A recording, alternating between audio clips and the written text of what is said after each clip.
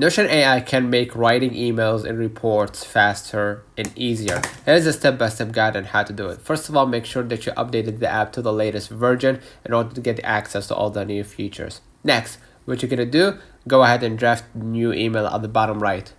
Okay, we're gonna click here, tap here to continue, and you're gonna see the Notion AI prompts next to the plus button. You're gonna see the AI. Now, what we're gonna do, we're gonna type a prompt like write a professional email for a situation. For example, you could draft a follow-up email after a client meeting, right? Edit the output to add personal touches. So in my case, I'm pasting type professional email for this situation, right? For emergency meeting, let's say. Emergency meeting. Okay? And then I'm gonna hit enter. We're gonna wait for a few moments. Now they're gonna draft a new email, right?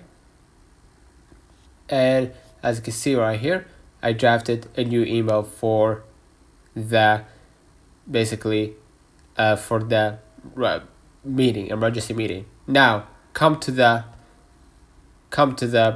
report. We're gonna generate a new AI. Let me click right here. Click right here, and you're gonna see the AI again, and we're gonna write a report like generate a report. All right, generate a report on situation like climate change. Right, we're gonna hit enter, and we're gonna see what the results right here. Right, and basically polish your writing. If after the AI finishes, you can edit the writing, right, and use AI basically for quick grammar checks and formatting to ensure a professional final draft.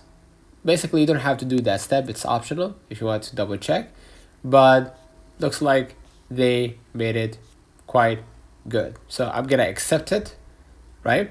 And I'm gonna edit it on my own time. Let Notion AI handle the heavy lifting so you can focus on delivering a great content. Try it today, and don't forget to like and subscribe if you find this video helpful, and we will definitely see you in the next one.